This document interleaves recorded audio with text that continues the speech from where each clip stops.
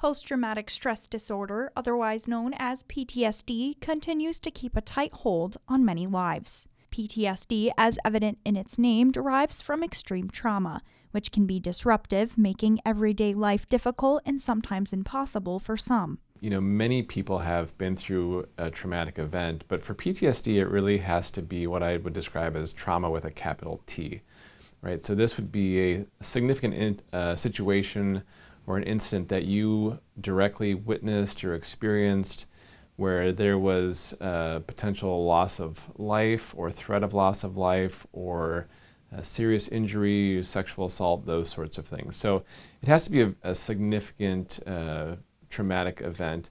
Dr. Todd Benham is the installation director of psychological health at Fort Drum and commonly sees PTSD patients in the soldier population.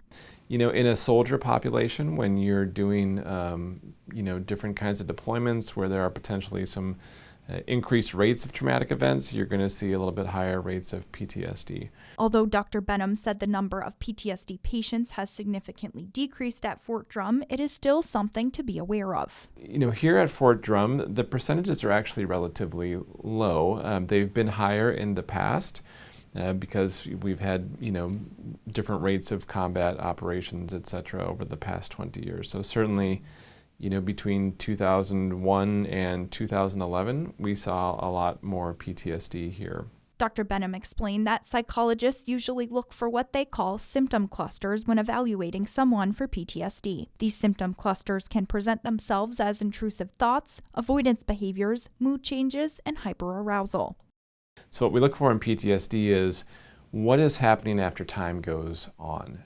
So we think about, how is the person responding 1 month to 3 months to years down the road with the symptoms after a traumatic event. Clinical aspects aside, Dr. Benham said that you cannot ignore the true difficulties that come with the disorder, and he often urges patients struggling with PTSD to not let their trauma define them. Trauma is it's a very personal and very difficult thing for people. And certainly you don't need to share that traumatic event with a ton of other people. But trauma does not necessarily need to define who the person is. And so what I encourage people that I work with is the trauma is a part of your past, it's a part of your history. It doesn't have to be who you are in the present. So what that looks like practically is, working to have your life being more than just this thing that happened to you. He further urged anyone struggling with trauma, PTSD, or anything similar to consider evidence-based treatment, community resources, or simply talk to someone you trust. More resources can be found on the National Center for PTSD website. For ABC 50 Now on Fort Drum, I'm Isabella Colello.